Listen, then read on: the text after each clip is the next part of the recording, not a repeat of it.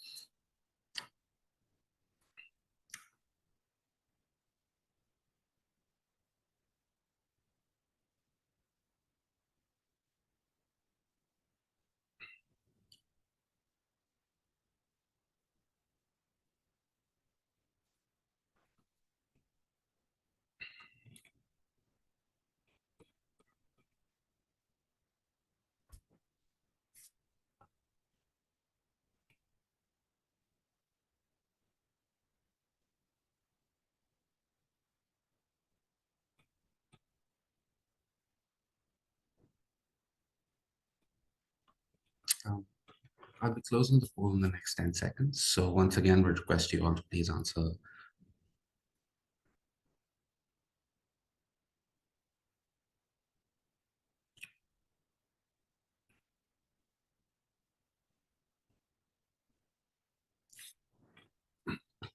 All right.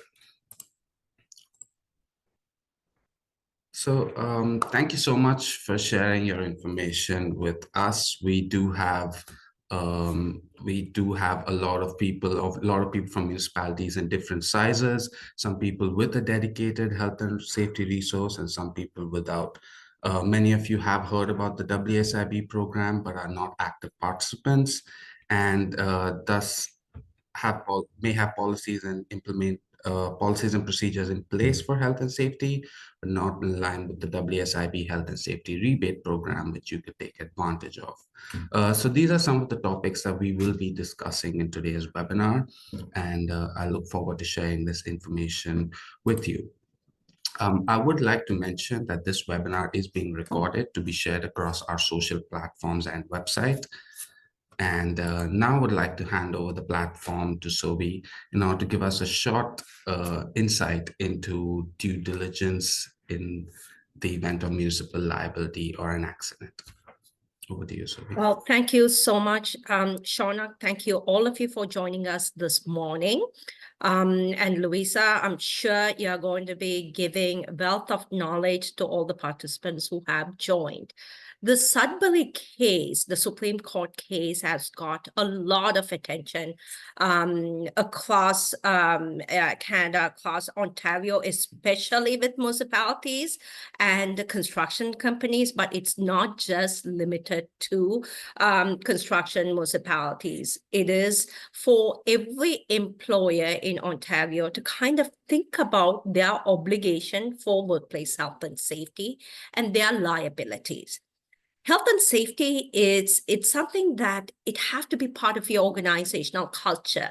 And I preached this, and I have been preaching this for the last almost 15, 20 years. Most people go, what is organizational culture? Yeah, we have somewhat of a culture, but defining that culture and making sure health and safety practices and the habits that we develop for health and safety is part of your organizational culture will do a lot of good in helping you establish your workplace health and safety due diligence.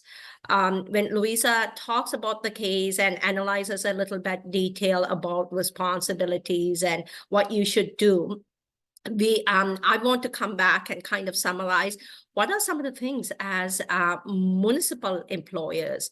What is your responsibility and what do you need to do and how you're going to sustain your health and safety program? All of you will have some level of workplace health and safety program. Some of you may have a very good, robust health and safety management system implemented and maintained and sustained. Some of you may have a program, but it may need a lot of revamping.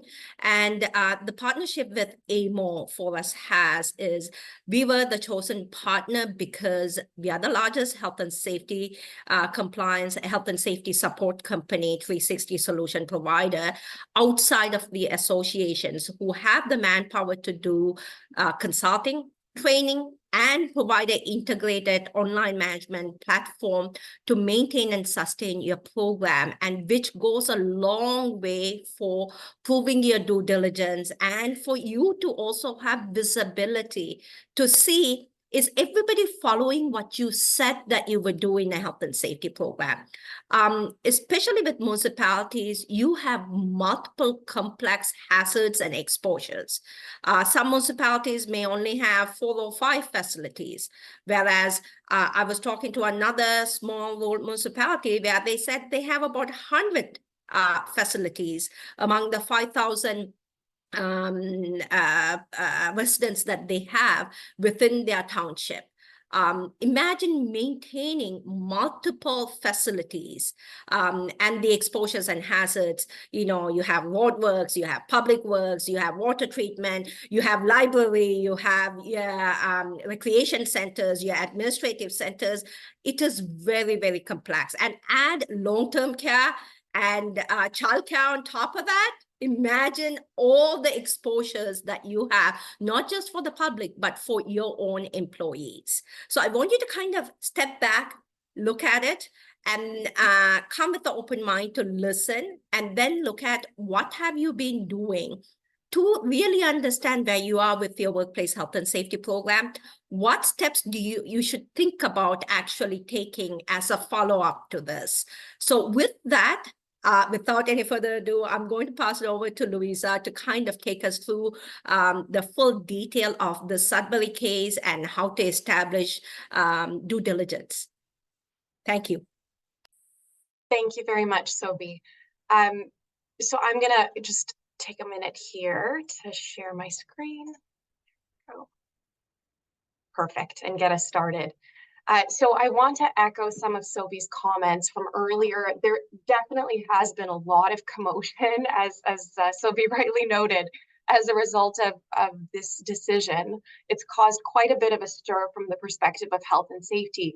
And I think Sophie's observations about the fact that, this isn't just limited to municipalities, it's all employers as a whole. But it definitely, I think, when it comes to municipalities, changes the way we think about the role a municipality plays under occupational health and safety legislation. And so our goal today is going to be to unpack the decision to better understand what happened, what this means going forward, but also just to take a step back and to look, before we get into the decision, as to some of the turbulence that's been going on just generally with our legislation and the occupational health and safety framework in Ontario as well. So we're going to start off by taking a look at Bill 79, which is the Working for Workers Act 2023. This was an amendment. It was omnibus legislation, but one of the amendments that it made was to the Occupational Health and Safety Act. We're going to take a look at what those amendments are and practically what they mean for municipalities and other employers. We're also going to, as mentioned, take a look at the RV Sudbury decision. And then going forward from that, we're going to take a look at what are our takeaways? What do we take away from all of these changes going forward, and what can we practically implement? So we're going to start first off by talking about the amendments that I just mentioned a moment ago to the Occupational Health and Safety Act. So effective October 26th of last year, the maximum fine for corporations convicted of an offense under the Occupational Health and Safety Act was increased to $2 million per offense. So maybe just to take a step back for a moment, as many of you may be familiar, if you are charged with an offense under the Occupational Health and Safety Act, there is a requirement to prove beyond a reasonable doubt that you have committed that breach of the Occupational Health and Safety Act, following which there is an opportunity to make out an argument or a defense of due diligence, right? And in the event that you are unsuccessful in making out that due diligence defense, this is when we would be looking at, potential sentencing fine amounts. And again, those can vary based on a number of different factors. But the idea here from legislature is that there's a signaling of increased fine amounts. And that's certainly consistent with what I personally have been seeing in the last, year or so in terms of our negotiations in prosecutions. So there have been a number of prior amendments as well to the Occupational Health and Safety Act in 2017. So it's just interesting to kind of give you a trajectory to show you the trends and what's been going on. So back in 2017 was the first time we saw a significant increase in fine amounts. For corporations, the increase was from 500,000 to 1.5 million. And then for individuals, so think about supervisors or directors, the increase was from 25,000 to 100,000. So since then, all of those amounts have increased. So we have $1.5 million now as a maximum as of 2022 for directors or officers of a corporation, 500,000 for all other individuals. So think about supervisors. We also have aggravating factors, which have been codified into the Occupational Health and Safety Act. So on consideration of, what fine amounts may be appropriate, the factors that were typically considered by judges are now enshrined in legislation. And the limitation period, and I think this is a really important takeaway for many of us today who are attending, the limitation period has been extended to 2 years. So that means, following, let's say, an incident, an accident in the workplace, a critical injury, the Crown now, or the Ministry of Labor now has the opportunity to pursue charges up to 2 years following the incident. This used to be 1 year, and we used to see a trend of charges kind of coming almost the day before the 1 year limitation period had expired. And this poses a number of challenges. So I'm going to plant a little seed right now just to have you start thinking about this. This poses a number of challenges if you haven't investigated or haven't had, any kind of active health and safety consulting on site at the time of the incident. Because, a year or 2 years down the line, when you're going back to try to understand, what went wrong, and if there's a potential for a due diligence defense, it can be very difficult to do that if you haven't preserved actively any evidence of the steps that you had taken at the time to try to prevent that incident from occurring. So I'm just going to plant that there in terms of, the practical implications of what that extension means. So what are we left with as a general summary? We have $2 million as a maximum for fines under the Occupational Health and Safety Act for a corporation, and that's per offense. $1.5 million for directors or officers of a corporation, $500,000 for all other individuals, the 2-year limitation period, and the aggravating factors on sentencing. So just as an example of an aggravating factor, if there's been a history of other critical injuries or convictions under the Occupational Health and Safety Act, that's one example that's going to be considered as a factor towards a higher fine amount. So with that background, in terms of what's going on from the legislative standpoint, I also just want to briefly mention the fact that separate and apart from liability under the Occupational Health and Safety Act, we also have to consider criminal liability as well. We've seen an uptick in the amount of criminal charges, and specifically criminal negligence charges, that have been laid against corporations, and that's under section 217.1 of the Criminal Code. And just for context, it's slightly different than thresholds I would have just described in terms of offenses under the Occupational Health and Safety Act. There, what would be established is beyond a reasonable doubt a marked and substantial departure from kind of the duty of care that someone might legally be responsible for. And really, we're looking for a standard of almost willful blindness in something that would have resulted in bodily harm to an individual in a workplace. So just kind of flagging that there are multiple heads of liability, and this is exactly why the discussion about the Sudbury decision is so on point and timely in terms of going forward, what do we need to be aware of? So in order to better understand the Sudbury decision, we do want to take a moment just to lay some of the groundwork and the context for kind of the analysis that we see in the case.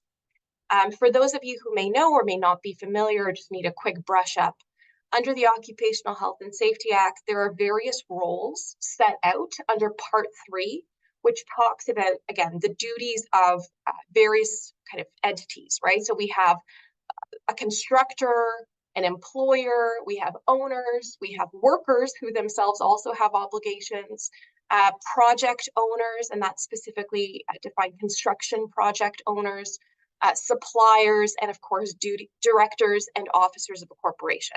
For our purposes today, we're looking specifically at who is a constructor, who is an employer, and I think the owner definition will be a little bit more straightforward. So we're going to take a look first at the definition of an employer. The Act defines an employer as a person who employs one or more workers or contracts for the services of one or more workers. And that second portion of the decision stems back to the 90s, the decision that dealt with the idea that no one should be able to contract out of their obligations under the Occupational Health and Safety Act by virtue of saying, they're not the direct employer. They subcontracted for someone to perform services, and therefore the independent contractor should be responsible for those duties. So I'm mentioning this because I think this is the thread that we see carried through in the Sudbury decision, right? This idea that everyone has a role to play in health and safety obligations on site. And so someone can still be found an employer, even if they're contracting for a different entity to provide the service, right? Like an independent contractor relationship. So think about it as the traditional employment relationship is captured and the independent contractor relationship is captured as well in the definition of an employer. Next, we're going to look at the definition of a constructor, which is a person who undertakes a project for an owner, the owner of a construction project, and includes an owner who undertakes all or part of a project by himself or by more than one employer. So typically we see constructors as kind of the general contractor on site. And the general contractor can either retain a portion of the services on the project site, in which case they are more likely to be an employer as well, or they can entirely source out the work to other contractors who are going to be on site and purely be responsible for managing everything. The owner definition is a bit more straightforward. It includes a trustee, receiver, mortgagee in possession, tenant, leasee, or occupier of any lands or premises used to be used as a workplace, and a person who acts for or on behalf of an owner as an agent or delegate. So I'm just reading it off the slide there for you, but I think it's pretty straightforward. We typically see less, I think, ambiguity around how to define an owner. It's pretty clear cut. The one thing that I will flag is the limitation that exists in the Act, and it's quite narrow. So Section 1 sub 3 sets out that an owner, right? So think about the owner of a construction project who decides to hire a general contractor is usually saying, you know, you general contractor, take over the site for me, make sure that it's running. Hire whoever you need to do. You can either do the services or not. I'm simply the owner. I'm not going to oversee how this project is being conducted, aside from just the quality of the work product at the end of the day. So there's a specific recognition of that in the legislation that says an owner is not going to become a constructor by virtue of essentially engaging in quality control, is what I'm going to summarize it as, right? So the idea is if I own a construction project, I should be entitled to check in on the quality of the work product that's being produced without running the risk of being found a constructor for the purposes of the Occupational Health and Safety Act. And why I care about that is because if I'm found a constructor, that's going to engage the duties that we just looked at a moment ago in terms of what I'm obligated to do as a constructor from a health and safety perspective. Notice, however, that limitation doesn't exist for employers. It only exists for an owner does not become a constructor. It doesn't say an owner does not become an employer by virtue of doing the same thing. And this is the pivotal kind of piece that plays out in the Sudbury decision that we're going to unpack in a moment. So here are the duties, and this is the why we care part, right? An employer has a duty under the Occupational Health and Safety Act to ensure that all measures and procedures are carried out in the workplace. It's a direct duty. That employer must ensure they're familiar with the regulations. So for example, on construction projects, they have a construction regulation in place that they're required, 21391, to ensure that those measures and procedures are carried out. Whereas if you're found to be a constructor, the duty is kind of 1 degree removed.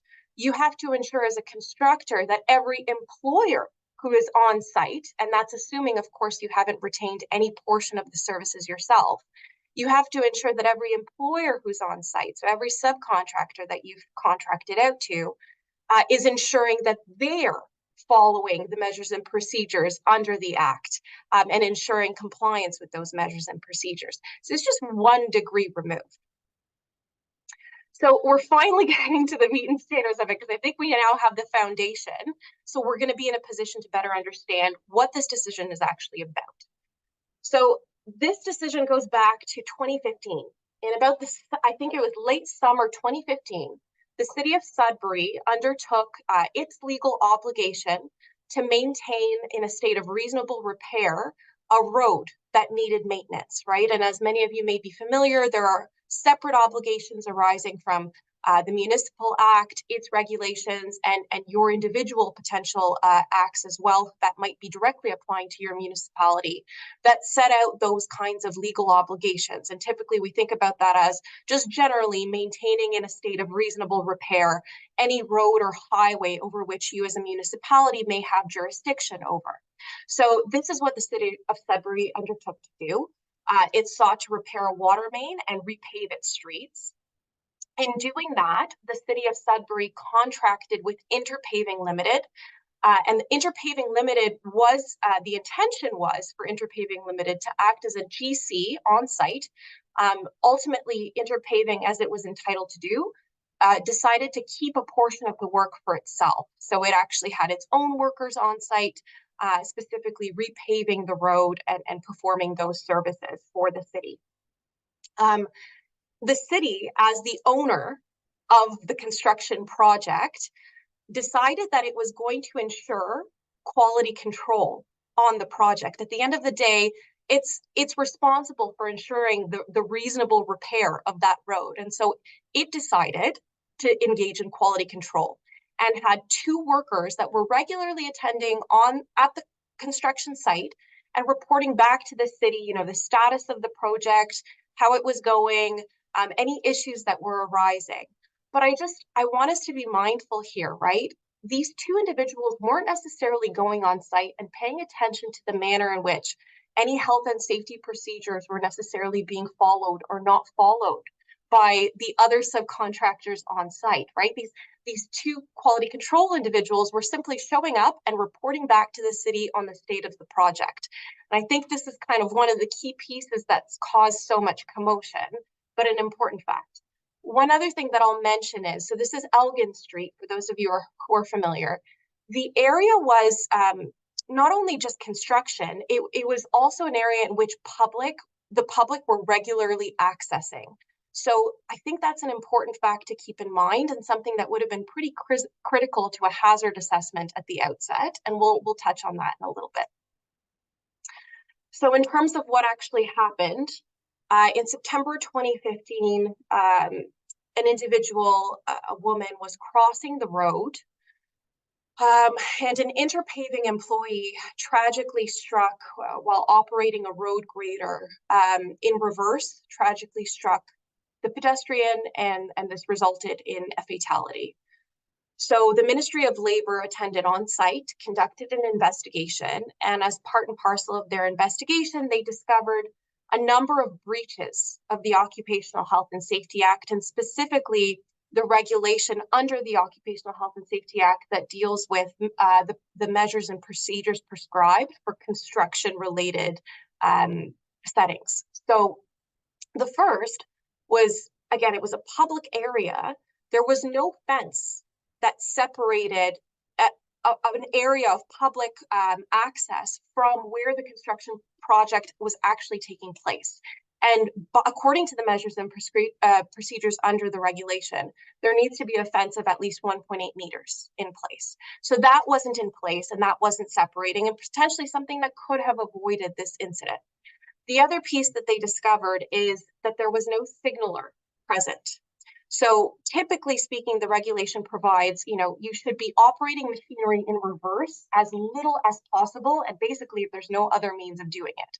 And if you are operating machinery in reverse, there needs to be a signaler present and some sort of traffic plan in place when there's a potential for the machinery or the operation of the machinery to endanger a person who's using a public way. Okay, so those were the 2 offenses that the ministry basically discovered in their investigation. And the ministry laid charges both against Interpaving and the city of Sudbury as employers under the Occupational Health and Safety Act, notwithstanding that, again, the city of Sudbury was trying to maintain its status as an owner, right, and delegating all of its responsibilities. The city was charged both as an employer and as a constructor. So what happened next? This goes to the first kind of level, the lower courts, where the city conceded it was an owner at the site and that it sent its employees for quality control, right? So again, by having conceded that it's an owner, it wasn't at the time necessarily thinking it was conceding to being an employer, simply said it had its 2 quality control individuals on site. It disputed the fact that it was an employer because it said it wasn't in control of how the GC was running its work, how workers were performing its work. So at the trial level, the court agreed the city is an owner, but neither a constructor nor an employer, because the city lacked requisite control. It wasn't responsible for that manner of work. What happens next is this decision goes up to the Court of Appeal for Ontario. At the Court of Appeal for Ontario, the court considered essentially 2 key issues. The first was, is the city in fact an employer in this situation? And the answer to that, as you see, is yes, right? So the city employed 1 or more workers at the project site. And so when we go back and think back to that definition of employer that I ran us through, right? So that traditional employment model, or thinking about the independent contractor model, right? The idea of contracting for services, just by virtue of the fact that the employer, or the city in this case, had 2 employees on site, it became an employer for the purposes of a strict reading of the Occupational Health and Safety Act. And again, the court pointed out that you don't have that same exemption that applies. So again, the city conceded it was an owner, and so therefore it wasn't found a constructor by virtue of that section 1 sub 3 exemption, which says for the purposes of quality control, you're not found to be a constructor if you're an owner engaging in those services. But there is no similar limitation that applies to prevent an owner from being found an employer. And so that argument couldn't be made and wasn't successful. On the issue of due diligence, the Crown raised a really interesting argument that I think we should all be mindful of going forward. Is they raised this argument that general acts of due diligence aren't enough to establish the defense of due diligence. The city needed to exercise specific acts that would have contemplated this exact incident and how it arose, and it would have had to demonstrate that it took measures to specifically avoid this kind of an accident, rather than just general acts of due diligence. So for example, rather than just generically screening Interpaving Limited and checking that, it had all of its paperwork in place, that it was certified, it needed to specifically consider what is Interpaving going to do with respect to the operation of road graders on site. Now, this was an argument that the prosecution had made, right, that the Crown had made, but the Court of Appeal didn't actually answer this issue. The Court of Appeal remitted this issue back to the lower court. So we're actually expecting a decision on this issue later on, and that's something to be mindful of and to kind of keep a pulse on, because we will hear rumblings about that later on. The city of Sudbury aftermath isn't fully over, so there's more to come on that piece. What I will flag, though, is that there are other lower court decisions which have said something similar, and albeit they're lower court, we'll see whether or not we get some clarity on that piece. So the justice of the peace at the lower court did actually make obiter comments. So we say obiter meaning they weren't necessarily something we could rely on, but they are, for interest's sake, something that we could find persuasive in an argument, that the city of Sudbury in this particular case did exercise due diligence. So we'll see whether or not that holds up in the future decision that we get. So what happens next? So the Court of Appeal overturned, the Supreme Court of Canada takes this on as an issue that they consider to be of importance across Canada, and something that was worth providing clarity on. Quite frustrating. Usually at the Supreme Court of Canada, we have 9 justices. And the idea is we should never end up in a scenario where we ever have a split decision. We should always have that kind of one vote that breaks one way or the other in terms of, is the city an employer, yes or no? And in a very frustrating turn of events, although we had 9 judges who heard the arguments and the submissions of counsel, unfortunately, due to circumstances that are not quite relevant to this case in particular, it was something personal related to one of the justices and some issues they were having. At the end of the day, we get 8 justices who issue a decision, and they split. They don't give us any clarity one way or the other. So for the purposes of, we're looking at this from what does Canada have to say about who is or isn't an employer? Well, technically, I don't think there's much guidance on that at the moment. But for our purposes, being in Ontario, the Court of Appeal decision still stands. So when we have that split decision, we still have the highest guidance in terms of the highest court available. And so we're left with the Court of Appeal's decision saying that the city in this case is an employer for the purposes of the Occupational Health and Safety Act. And so those justices in favor at the Supreme Court of Canada still provide a helpful rationale that I think we can look at, as well as the dissent, just, for the purposes of if we're ever here again having to make these arguments. So their rationale, the Supreme Court of Canada, those judges who were in favor of the city being found an employer, said, look, the occupational health and safety system, back to its inception, always contemplated the idea that no entity should be able to point the finger at another entity and say, well, I thought they were responsible or taking care of that. The idea is when it comes to health and safety, there's something that they call a belt and braces approach. So everyone has a role to play in health and safety on site. Everyone should take ownership and responsibility for health and safety on site, regardless of, if they're on site directly or simply contracting for services. And so the idea is there's overlapping obligations so as to ensure we're more likely to avoid an incident, right? More likely to avoid a critical injury or a fatality on site. The other thing that they importantly mention is that level of control, which was the lower court's reasoning.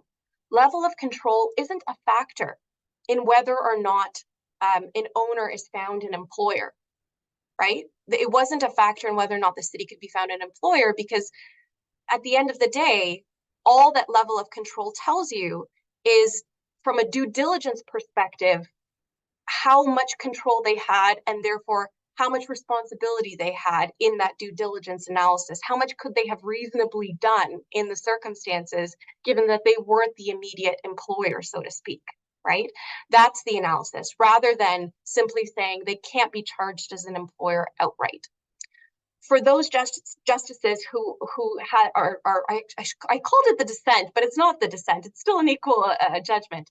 For those justices who found against the city being an employer, they say the definition of employer isn't intended to cover a situation where a project owner retains another party, right? Like a constructor to do the work. That's the whole idea behind this. They're simply an owner. They can't be held to that degree of knowledge or understanding. That's why they've recognized, that they need to hire others to do the work, others who are qualified and experienced and who can turn their minds to health and safety on site. Because it would be absurd to require an owner to be responsible for workers of another employer when they have no control over how those workers at the end of the day are performing or not performing from a compliance perspective. So where are we now in all of this? So we are still left with the decision of, as I mentioned, the Court of Appeal for Ontario is still our binding vote, right? So we still have this recognition that municipalities, when they're undertaking any kind of a construction project, right, for our direct purposes today, they can be found an employer for the purposes of the Occupational Health and Safety Act, right? And so from that perspective, what can we do going forward, given that this is a realistic possibility? I want to remind everyone again about the comments from the Supreme Court of Canada, right? Level of control, that argument that, as a municipality, we're not directly employing the employees or workers of our GC or any other contractors on site or performing work. Level of control is still a valid argument. It's just not an argument that can help the city avoid being charged as an employer at the outset, right?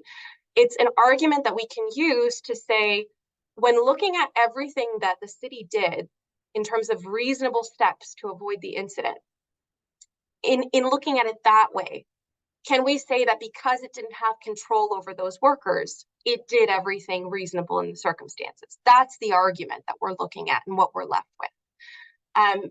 So because of that, it puts us in an interesting position, right? Because on the one hand, I've heard interesting takes on this from some employers saying, well, if I simply don't hire anyone to do quality control on the site, can I just avoid being found an employer? And practically the answer is, well, are you going to be able to avoid other liabilities, right? If at the end of the day, you're still responsible for ensuring the quality of the work product, is it realistic or reasonable to not ever engage in that kind of a service on site at the construction site? That's, I guess, one question. And then the other question is, it's not a full defense. There's still other ways in which liability can exist, even for the purposes of the Occupational Health and Safety Act, right? You could still potentially be found a constructor. The city was charged as a constructor in this case. And so it'll be a question as well of what the employees are doing, and if they're simply doing quality control measures, right? If they're just doing the engineering or signing off on the manner in which the work is performed. Right, like it's hard, like there's so much analysis that goes into that. So because of that, the general commentary, I think, and the general approach going forward is, even though there's this catch-22 of, if I take more steps to try to prevent an incident, I start to look more like an employer. At the end of the day, when you're looking at general precautions in health and safety, it's always better to err on the side of caution. Always better to err on the side of, well, if I'm going to be found an employer anyways, or there's a risk that I may be found an employer anyways, I want to be able to demonstrate that I turn my mind to the health and safety hazards on site at this particular construction project, that I've educated myself on the manner in which this work is going to be performed and which measures and procedures are going to be engaged under the requisite regulations, right? So thinking about the construction regulation. Sometimes it's just a matter of training and education to better understand what those requirements are. And even if you're not in a position to ensure that those things are being adequately performed, reaching out for support, right? Through a health and safety consultant, for example, like Forest Consulting. That's the perfect way to become better educated as to what steps you can take. Generally speaking, we have a kind of due diligence checklist that we provide employers or any entities who may be at risk of being found an employer, kind of run through and think about as a general kind of framework. Whenever you're engaging in any kind of now going forward, think about it as a construction project, right? So we mentioned many today, that there's so many ways in which this can arise, right? Whether it's through road maintenance, any kind of maintenance or repair of utilities, right? All of the various obligations that a municipality may have and could engage potentially a construction project. Think about it first from the perspective of a hazard assessment, right? So what are the risks? What kind of work is being performed here? What kind of machinery or equipment is being used to perform that kind of work? And what kind of hazards is that going to give rise to? When you're thinking about engaging, a general contractor, thinking about who's actually going to be performing the work at the end of the day, and what checks and balances do we have in place from a screening perspective in advance of hiring a general contractor, right?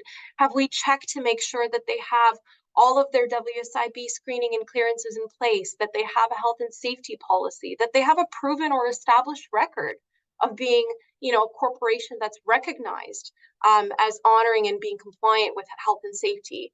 Do they have a health and safety management system in place, right? Are they core certified, ISO 45001 certified, right? Like, do they have those pieces in place? Certifications, qualifications, all of those things can be a really easy way to kind of screen an entity prior to engaging them. And then thinking about ongoing compliance management. What do you have in place? Do you have anything in place to ensure that all those hazards that you identified, that they're being actively managed by the entities that you have at the construction site? How is it being reported back to you? And then consider how those violations may be. So if and when violations of the Occupational Health and Safety Act arise, consider who's going to be responsible at the end of the day for addressing them, right? And this can feel overwhelming, and that's why it's so important to work with someone who, this is their bread and butter, this is their daily lives, right? They are trained to see the red flags and to help you identify them and to bring them to your attention, or even can offer you feedback on who you're working with and whether or not they think they have the right systems in place. We're, of course, recognized as someone who's a leader in occupational health and safety. We do a number of prosecutions. So if and when offenses are pursued and charges are pursued under the Occupational Health and Safety Act, we can help. But the idea is we want to avoid getting there in the first place and taking proactive steps to avoid getting there. So with all of that said, I'm actually going to turn it back to Shaunak, who's going to lead us through Forest Consulting Services and exactly this. So how they can help and provide you with a little bit more insight and clarity onto that. Thank you so much for that, Louisa. I think everyone here gained a lot of information on the case and why it's important to have OHS policies in place and what we can do after that. I would like to hand over the platform now once again to Sobi, who will walk us through some of the policies and procedures that we can have in place to not only safeguard your employees, but also prove due diligence in the event of an accident. Well, thank you so much, Louisa, for that impactful and very powerful information that you have provided. I know many of you may be feeling information overload at this point and trying to digest all the various different things that she has said. And I know many of you may be thinking, oh my God, I do work with contractors for many different things. And am I going to now become the employer? What's going to happen? How am I going to manage this process? Yes, things can be seen as it's overwhelming, but these are day-to-day stuff. We do need to have processes in place, and we do need to have policies, procedures to maintain these processes. One of the things that we always say at FORAS as a solution to our clients is people, process, and technology. Whatever solution that we are putting forward to our clients have to integrate people, process, and technology, and we have to lead them with a sustainable solution. I could see some of the CAOs that we have been working with in the past. Majority of them, you guys are overwhelmed with many different initiatives. You do wear multiple different hats. In some of the small municipalities, you are doing multiple tasks. And you are the treasurer and you are the CAO as well, and you are the clerk and the CAO as well. So we really, really understand where you're coming from in terms of your responsibility. At the same time, you do need to give importance to this. One of the challenges that we have had is just getting hold of each and every one of you to kind of start looking at your health and safety program and say, when was the last time did you actually do a gap analysis? So at FORAS, and this is why we are the strategic partner for workplace health and safety for AMO, is we do have resource management. We do have over 65 full-time employees that work across on many different projects, municipal projects, construction projects, industrial projects, and we work with our clients, holding their hands to either implement health and safety management system or to revamp their health and safety program. And what we do is we typically advise each and every one of you, regardless of the industry, and especially for municipality, you do work with budgets, put it in your budget. If you are a large enough municipality, do a gap analysis every year. That gap analysis will become your continuous improvement plan, identifying your priorities that you're going to be working on for the upcoming year. If you are a small or mid-sized municipality, maybe every other year, get somebody like us, come in, look at the entire program as a whole, and then give you all the opportunities that you need to focus based on your priorities. The other piece that most people tend to overlook is training and bringing on the awareness. When was the last time you brought your middle management together, your supervisors, leads, your leadership together and did health and safety training? A lot of people that we work with, and we have been in business for now entering into 20 years, and it is a huge opportunity. A lot of companies think, I provided training 5 years ago, or I did my health and safety manual about 5 years ago, therefore I have something. Yes, you do have something, but is it being updated? Is it being recommunicated with all the updates and changes? And we have so many ongoing issues that we deal with on a day-to-day basis. Nobody has time to sit and kind of remember what they learned 3 years or 5 years ago. Health and safety middle management training is something you do need to put it in your budgets, and you do need to actually bring the team together and do on-site, or nowadays thanks to the virtual world, but it has to be your group together and doing a middle management training, because that will bring a lot of processes that you have developed for you guys to talk about opportunities and how we are going to manage your health and safety management system as a team, and also identify their responsibilities and remind them of legal liabilities as well. The third piece is continuous improvement. What are you doing for your continuous improvement? We spoke about doing the gap analysis, but then how do you have some sort of a way to track how people are actually following your policies and procedures? That's why we have a great solution with the ForSafe Comms system. It's not just the LMS with mandatory health and safety training. It has the capability for the job hazard analysis. So we normally empower you with all the hazard assessments that's done for your organization. But each time when an employee changes a role or being assigned to a new facility, you need to make sure that particular hazard assessment is given to them, and they review, they acknowledge, and they understand the policies, procedures, and take the additional training to empower them with the hazards and exposures. And Louisa mentioned we should be doing hazard assessments for projects that we are giving out to contractors. And as part of the ForSafe Comm, there is a subcontractor module, which is actually helps employers to make sure all the checks and balances for a subcontractor for their qualification purposes. When we talk about subcontractors having WSIB, that's a given, but their safety management system, it's open for interpretation. A lot of 99% of every contractor will say, here's my health and safety manual and here's my training cards. Is that enough? Absolutely not. You could go download a health and safety manual. Thanks to ChatGPT, you could go in there and create a health and safety manual. How do you know that's what the company is actually following? And I have seen many times they have downloaded some policies and procedures and a manual, but it's not even relevant to their actual tasks that they perform. And if that's the case, what kind of a safety management system do they have in place? So please encourage each, and this is part of your procurement, especially if you have a smaller municipality, it's easy for you to just add as your procurement line. They have to be either core or ISO certified.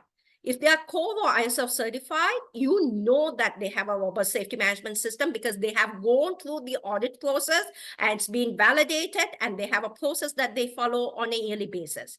Minimum, they should be participating in the Health and Safety Excellence Program, because Health and Safety Excellence Program may seem like a lot of undertaking, and we do provide the support to municipalities, but it is helping you build your health and safety management system in small bite-sized pieces and put all the processes together. And again, don't just do it for the sake of getting rebates, or that's what most employers are doing. I'm not saying municipalities are doing that for that's how we are doing it, but most of the contractors that you will deal with, and we have been supporting many businesses across Ontario, especially the smaller ones, because of the multiple different responsibilities that they overtake with the small budget. A lot of things are kind of overlooked. So when you bring in the protocols and say you have to be core certified, it's pushing them to actually go out and get core certification. What core certification does is it actually pushes them to have a robust safety management system in place. And then doing the inspections, investigations, all that is part of the process. And then you actually analyzing the trends and looking at what are some opportunities for improvements. Again, holding people accountable. A lot of places, we always overcome this issue, even with core program implementation. Or do I have to actually include health and safety responsibilities as my employee review? Because performance review, this is too much of work, too much of amendments that needs to be done. Do I really want to do this? Yes, you have to.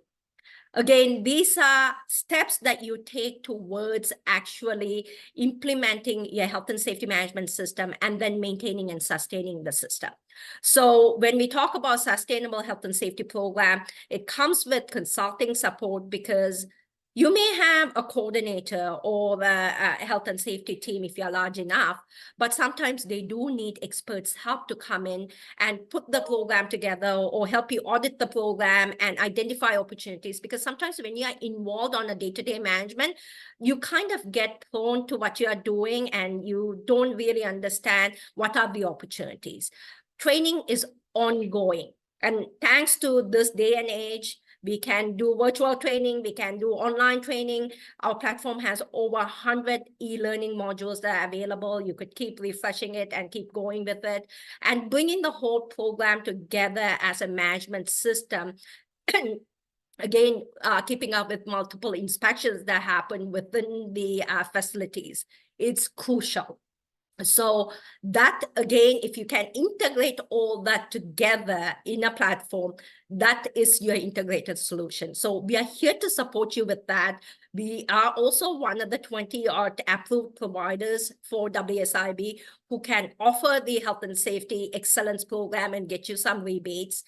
It's a great way to get you started. Don't look at it as just a rebate, to take the rebate. It is an opportunity for you to implement the program or revamp your existing programs, and which includes your contractor management, all the other pieces that comes together as the various different topics that we progress us along. And 5 topics at a time. So if you don't have too much time to go and revamp the program, then start with the 5 topics.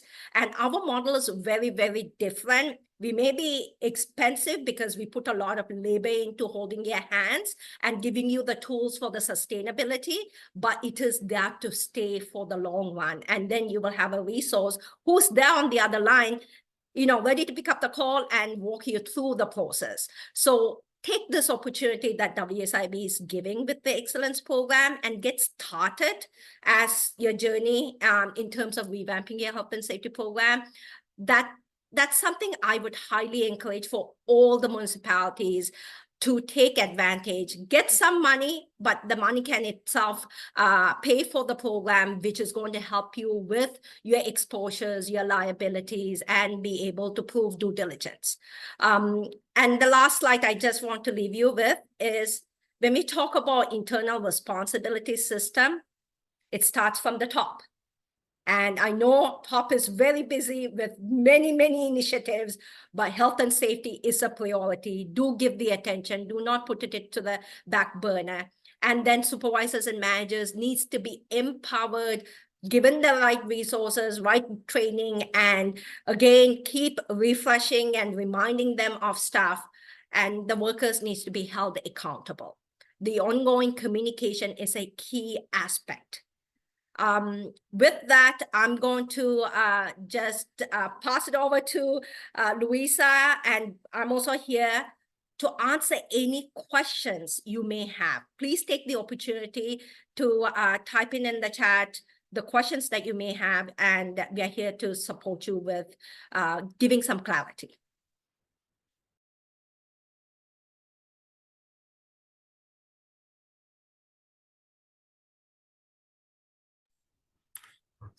Thank you so much for that, Sophie and Louisa. Once again, I'd encourage you all to please put your questions into the chat box and we will answer them. I think there was one question that came up asking if the presentation is going to be made available. If you want it, please let us know. Then we can actually send you a copy of the presentation to your inbox.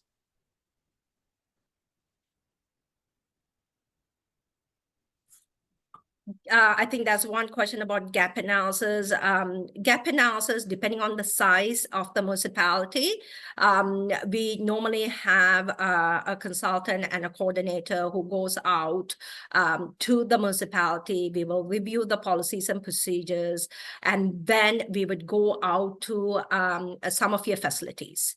Some of the high-risk and standard risk facilities to make observations, talk to the employees who are working out there, interview a few of them, understand what kind of processes that they are following, paperwork that they are maintaining, or systems that they are maintaining. And then, so it's typically depending on the size and nature of a municipality, small to medium-sized municipalities, it's typically 2 days worth of on-site work, then followed by report writing and presentation, which is about 2 to 3 weeks for us to get back to you with a detailed presentation with the analysis.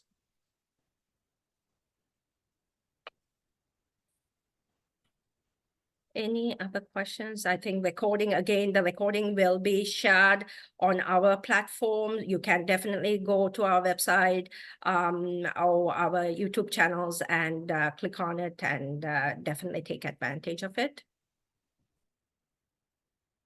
And the other question that came up is, will the coordinators come to our site to help us revamp? So what we are doing for municipalities within 4 to 5 hours radius is if you go with our consulting support, and typically it's a 3-year process, there is a roadmap that we show. Shonak, if you can project that. And our intention is to get you to become the safest employer in Ontario. The CPO has posted this morning on LinkedIn that there are 16 new companies who are joining the safest employer status in Ontario. That number is really, really low. You know, we should be actually working with many employers, and especially when I talk with municipalities, I tell them, you know, as a municipal employer, I know you're not doing this to get rebates or whatever it is. You want to make sure you have a robust safety management system, but your ultimate goal is to become a safest employer in Ontario.